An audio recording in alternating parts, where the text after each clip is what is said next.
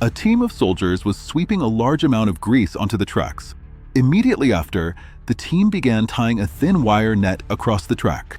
The wire was so thin that it seemed to be used to tie hair, but in fact, it was used to stop an entire train.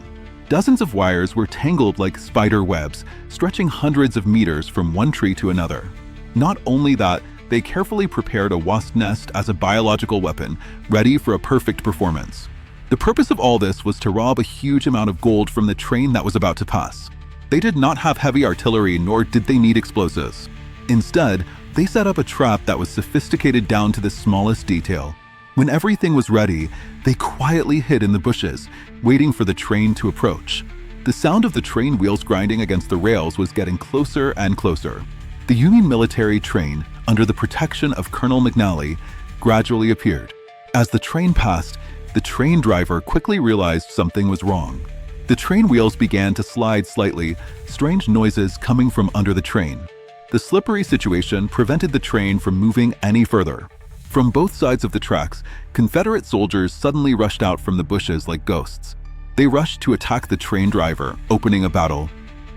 The beehive was thrown straight into the train compartment, causing the Northern soldiers to panic. Some guards on the train tried to fight back, but were all shot down immediately. The remaining group of soldiers were surrounded by the hornet nest, unable to do anything to fight back. The Confederate group quickly advanced towards the gold compartment. They separated the gold car, letting it drift away from the main train by inertia. Everything happened so quickly and coldly.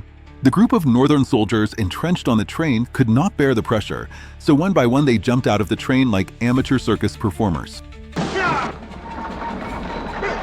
The train now began to move at a dizzying speed. A soldier tried to pull the train's brakes, but it was useless. No one knew if the ropes could stop this multi-ton monster. As the train approached the area where the ropes were strung, the 2 rows of trees on the side of the road were knocked down one by one, and the ropes were torn apart one by one. However, the dense network of ropes began to take effect. The train slowly stopped just a few meters from the last rope. They cheered as if they had just won a great victory in a historic battle. All the gold was quickly transferred to the carriage and they quickly escaped.